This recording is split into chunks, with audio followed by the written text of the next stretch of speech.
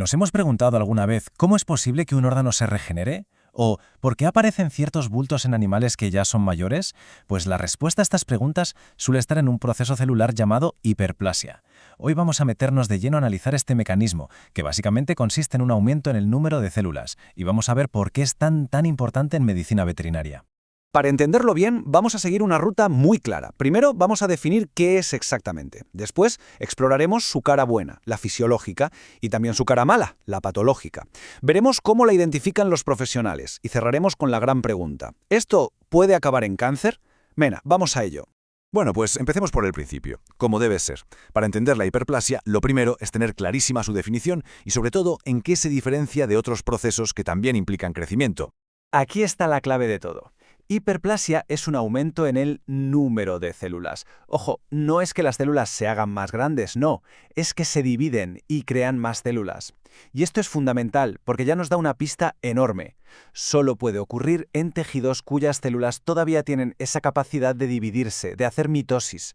Y esto nos lleva a la distinción más importante de todas, la que no podemos olvidar. A menudo se confunde con la hipertrofia. A ver, para que quede claro, hiperplasia es más células, hipertrofia es células más grandes. El ejemplo perfecto de hipertrofia pura es el músculo del corazón o el músculo esquelético. Las células de un músculo adulto ya no se dividen, así que si tienen más trabajo, lo único que pueden hacer es crecer en tamaño. En cambio, el hígado, como vamos a ver ahora, es un auténtico maestro de la hiperplasia. Pero cuidado, no pensemos que la hiperplasia es siempre algo malo. Para nada.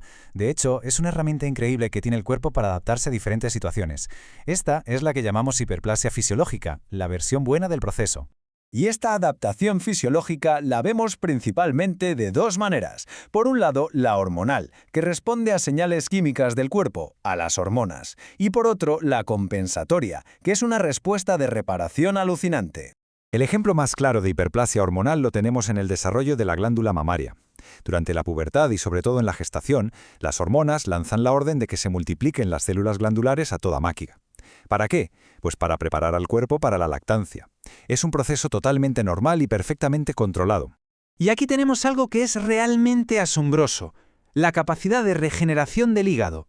Si se extirpa una parte, las células que quedan no se quedan esperando. En solo 12 horas se ponen a dividirse para reconstruir lo que falta. Es un ejemplo espectacular del poder que tiene la hiperplasia compensatoria. Bien, pero ¿qué pasa cuando este proceso de multiplicación se descontrola o se activa cuando no debe? Pues ahí es cuando entramos en el terreno de la hiperplasia patológica. Es el momento en que una respuesta que debería ser adaptativa se convierte en el origen de un problema. Las causas de esta hiperplasia mala son muy variadas. Puede ser por un lío de hormonas, como pasa en la próstata de los perros mayores. También por una irritación constante, como un roce que acaba formando los típicos callos. Puede ser por faltas en la dieta, como la deficiencia de yodo que provoca el bocio en la tiroides, o incluso por virus, como el del papiloma, que básicamente secuestra la maquinaria de las células para que se pongan a dividirse sin control, formando las verrugas. Vale, ya entendemos el qué y el por qué. Pero, ¿cómo se ve esto en la práctica? ¿Qué aspecto tiene un tejido que está sufriendo una hiperplasia? Vamos a verlo. A simple vista, lo más obvio es que el órgano es más grande y pesa más. Además, muy a menudo, sobre todo en casos como la hiperplasia nodular del páncreas en perros y gatos mayores, se pueden ver en la superficie esos pequeños bultitos, esos nódulos, que no son más que focos de células que se han multiplicado. Y si nos vamos al microscopio, la imagen lo confirma todo. Se ve una densidad de células muchísimo mayor de lo normal. En glándulas como la próstata, por ejemplo, este crecimiento es tan exagerado que el tejido se pliega sobre sí mismo, formando una especie de proyecciones, como dedos, que se meten hacia el interior de la glándula. Y con esto llegamos al punto más delicado de todos, la conexión que cualquier profesional debe tener siempre en mente, la relación que existe entre la hiperplasia y el cáncer. Esta es la pregunta del millón, ¿verdad? Si vemos que hay un crecimiento de células que parece descontrolado, ¿estamos ya hablando de cáncer? Es una pregunta importantísima para saber a qué nos enfrentamos.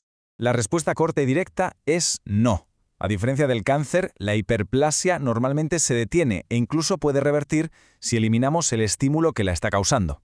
Pero, y este es un pero muy grande, la hiperplasia es como preparar el terreno para que ocurra algo mucho peor.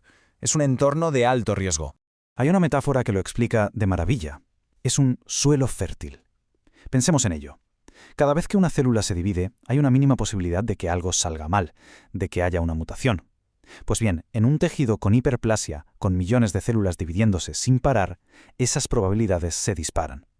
Estamos literalmente abonando el terreno para que una de esas mutaciones, con mala suerte, dé lugar a una célula cancerosa. Un ejemplo clínico que lo deja meridianamente claro es la hiperplasia endometrial. Una perra que tenga esta condición, normalmente por desajustes hormonales, tiene un riesgo mucho más alto de acabar desarrollando tumores en el útero.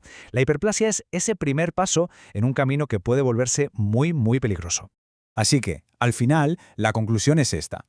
Entender bien qué es la hiperplasia no es solo un ejercicio teórico, es una herramienta de prevención potentísima. Nos permite identificar situaciones de riesgo y actuar, quitando el estímulo si se puede, para intervenir justo a tiempo antes de que lo que es una simple adaptación celular cruce esa línea tan fina y se convierta en una enfermedad maligna.